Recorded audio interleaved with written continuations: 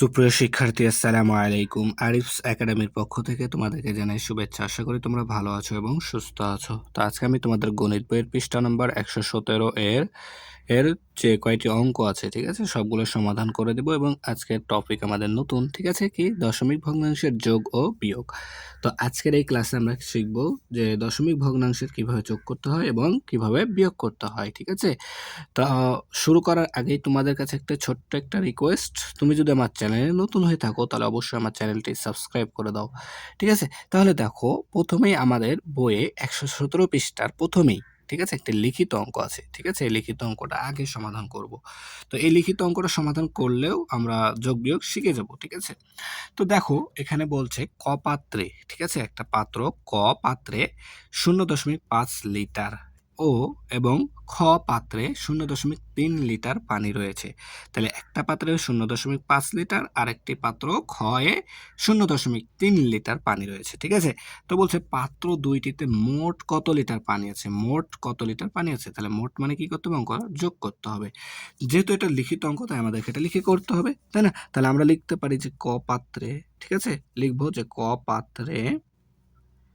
পাত্রে পানি আছে, পানি আছে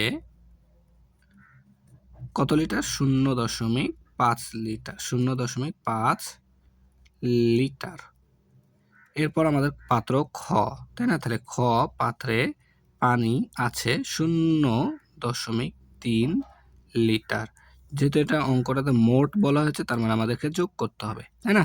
তাহলে যোগ করব। তাহলে দেখো, আমরা 5 আর 3 যোগ করলে 8 হবে, ঠিক আছে।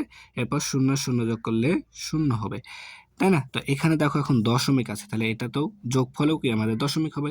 তো দশমিকটা কোথায় হবে, দেখো, একটা সংখ্যার পর দশমিক, একটা সংখ্যার পর দশমিক, তাই এখানে একটা সংখ্যার পর এখানে দশমিক হবে। তার মানে 0.8 লিটার, 8 লিটার, 0.8 লিটার।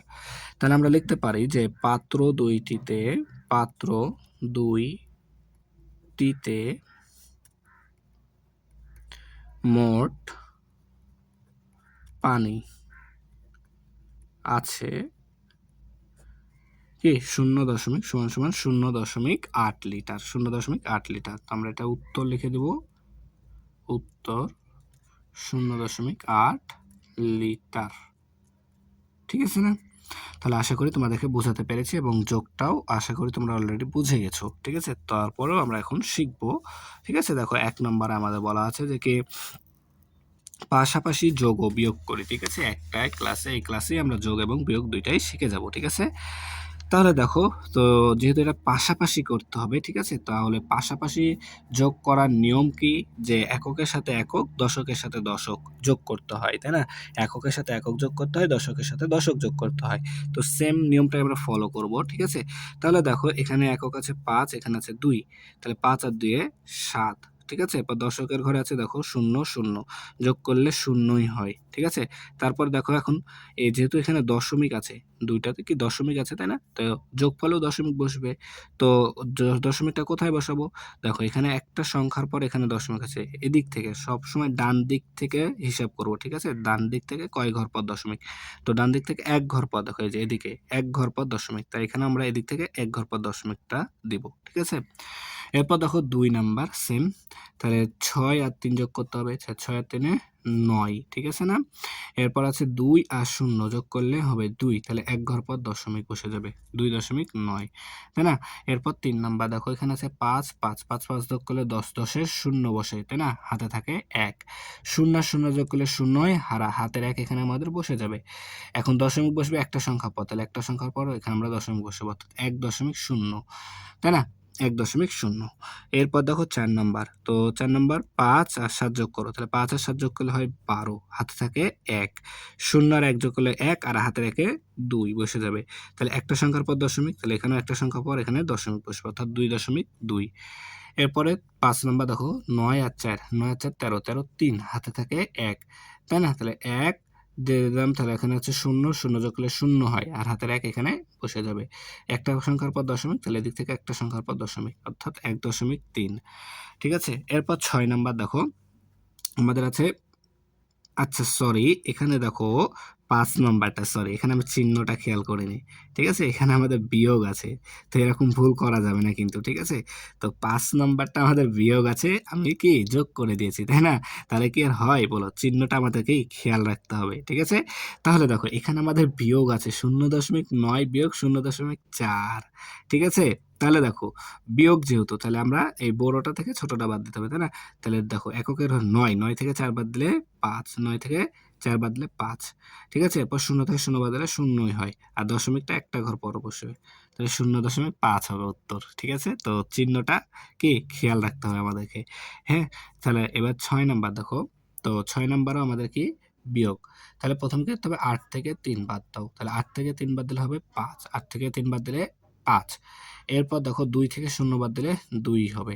আর দশমিকটা কোথায় বসবে? একটা ঘর পর। তাহলে এদিক থেকে একটা ঘর পর এখানে দশমিকটা বসবে। তার মানে ২.৫ ২.৫। এরপর দেখো ৭ নাম্বার। তো ৭ নাম্বার আছে আমার ১ থেকে ১ বিয়োগ ০.৪।